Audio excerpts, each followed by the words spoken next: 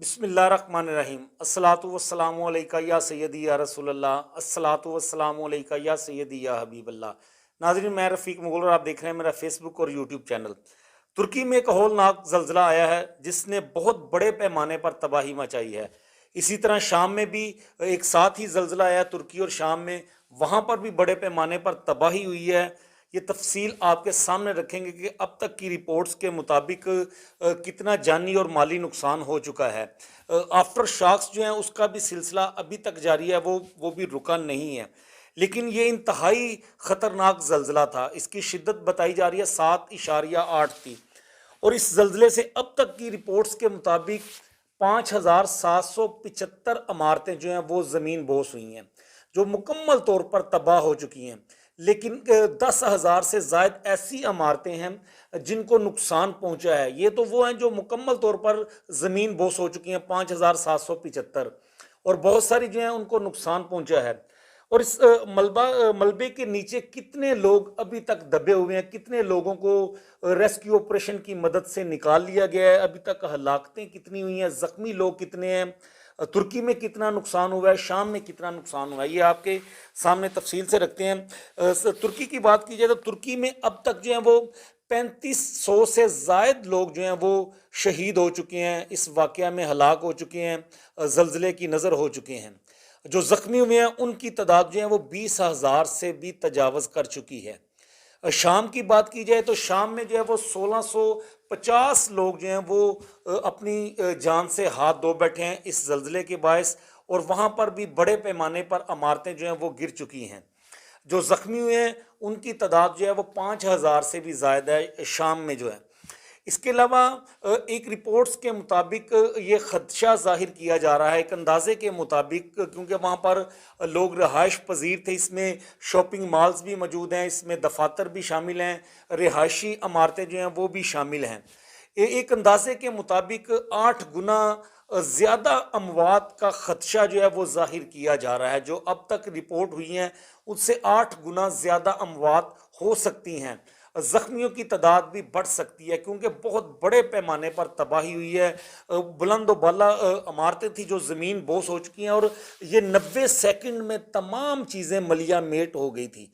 देखते ही देखते ज़लज़ले की शिद्दत जो है इतनी ज़्यादा थी कि इमारतें जो हैं वो ज़लज़ले के आफ्टर शॉक्स जो हैं वो भी बर्दाश्त नहीं कर सकी। अब तक आफ्टर शॉक्स की बात की जाए तो 285 आफ्टर शॉक्स जो हैं वो आ चुके हैं, और उनकी शिद्दत भी बहुत ज़्यादा है। जो इमारतें ज़लज़ले पहले जो ज़लज़ला आया था उससे नहीं गिरी, उनको जुज़वी तौर पर नुकसान पहुंचा था, तो जैसे आफ्टर शॉक्स आ रहे हैं इसकी वजह से इसके बाद भी कई इमारतें जो हैं वो ज़मीन बोस हुई हैं। लोगों को जो अब तक रेस्क्यू की बात की जाए तो 3 लाख कंबल जो हैं वहाँ अभी तक जो है वो प्रोवाइड कर दिए गए हैं तुर्क गवर्नमेंट ने। इसके अलावा 4100 से ज़ायद टेंट जो हैं वो लगा दिए गए हैं, और लाखों लोगों को इस वक्त जो है वो खुले मुकाम पर रेस्क्यू कर दिया गया। लेकिन यहाँ पर एक और बड़ी मुश्किल जो है वो पैदा हो चुकी है। मौसम बड़ा सर्द है इस वक्त तुर्की में।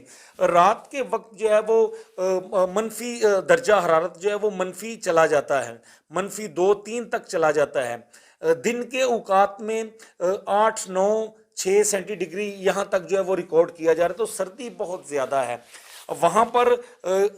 इस वक्त 65 से ज़ायद ममालिक के लोग, रेस्क्यू एहलकार, रज़ाकार, जितनी भी NGOs होती हैं, ऐसे कुदरती जब आफत आती है तो लोगों की मदद करने के लिए वो तमाम 65 लोगों के ममालिक के लोग जो हैं वहाँ पर इस वक्त इमदादी कार्रवाइयों में मसरूफ़ हैं।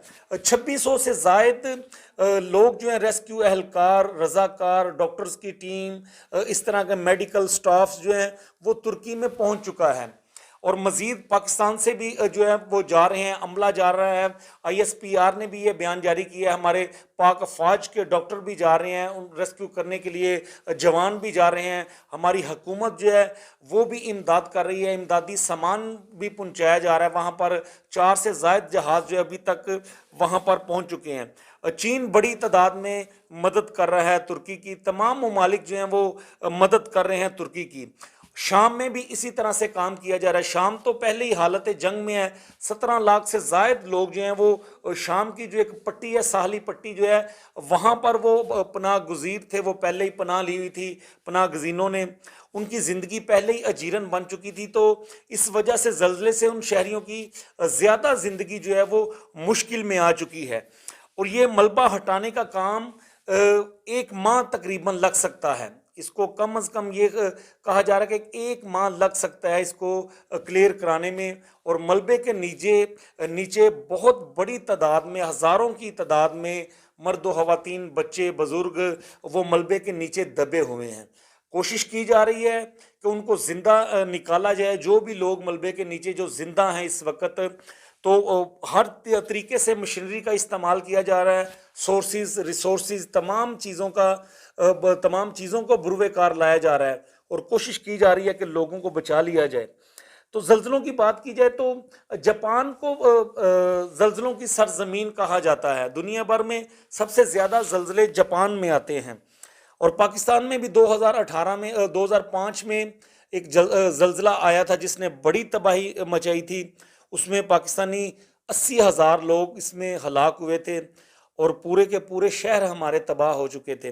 اتنی بڑی قدرتی آفت جو ہے وہ پاکستان نے بھی دیکھی تھی، اور ہماری دعا ہے کہ ہمارے ترکی کے بہن بھائیوں کو اللہ کی ذات محفوظ رکھے، شام کے لوگوں کو جہاں جہاں پر بھی یہ قدرتی آفت کی لہر چل رہی ہے، اللہ تعالیٰ کی ذات سب کو محفوظ رکھے، اور اس وقت جو ہے وہ ان کی امداد کرنے کی ضرورت ہے۔ تمام لوگوں کو چاہیے، لوگ کر بھی رہے ہیں، کہ آگے بڑھ کے اپنے بھائیوں کی مدد کریں، ترکی کی مدد کریں، شام کی مدد کریں، جہاں جہاں بھی یہ آفٹر شاکس آ رہے ہیں، تاکہ لوگوں کو بچایا جا سکے۔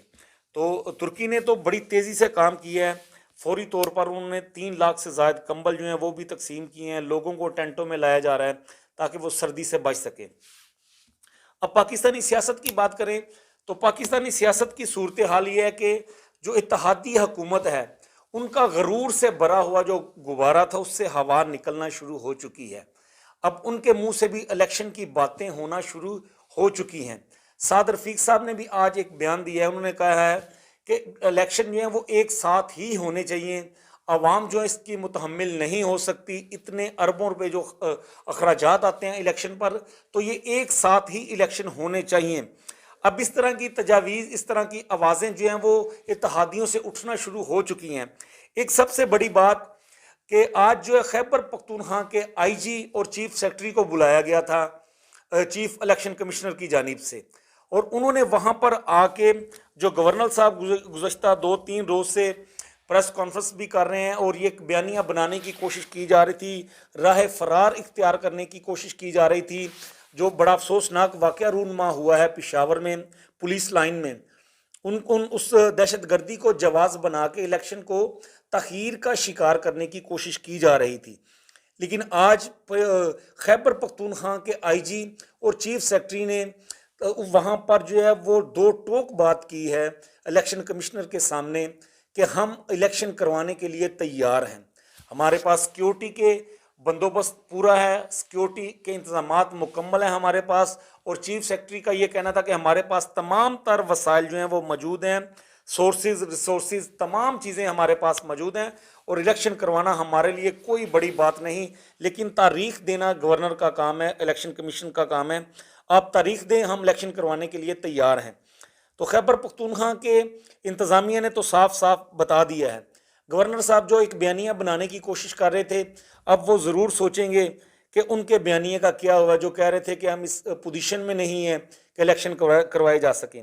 تو اسی طرح وفاق نے کے اندر بھی اب یہ آوازیں اٹھنا شروع ہو چکی ہیں کہ الیکشن جو ہے وہ فوری طور پر اور ایک ساتھ کروانے چاہیے۔ آنے والے دنوں میں بہت ساری آپ کو چیزیں ملیں گی کہ یہ حکومت اب جتنی ناکامیاں اس کے پلڑے میں ڈل چکی ہیں، اب ان کا جو ہے وہ دعویٰ کرنے کے لیے یہ کوشش کریں گے، جس طرح مریم نواز صاحبہ کمپین کر رہی ہیں، جلسے کر رہی ہیں، کارنر میٹنگز کر رہی ہیں، ورکر کنونشن کر رہی ہیں، اور لوگوں کو قائل کرنے کی کوشش کی جا رہی ہے کہ یہ عمران خان کا سب کیا ہوا ہے جو آج ہم بھگت رہے ہیں، تو وہ بھی انہیں بھی پتہ چل گیا کہ الیکشن کے علاوہ اب کوئی بات نہیں ہے۔ تو ناظرین، خیبر پختونخوا کی انتظامیہ نے تو صاف صاف کہہ دیا ہے، اور سعد رفیق صاحب کا بیان آپ کے سامنے ہے۔ یہی تھی آج کی تازہ ترین جو آپ کے سامنے رکھنی تھی۔ انشاءاللہ نیکسٹ ویڈیو کے ساتھ دوبارہ آپ کی خدمت میں حاضر ہوں گے، تب تک کے لیے مجھے اجازت دیجیے۔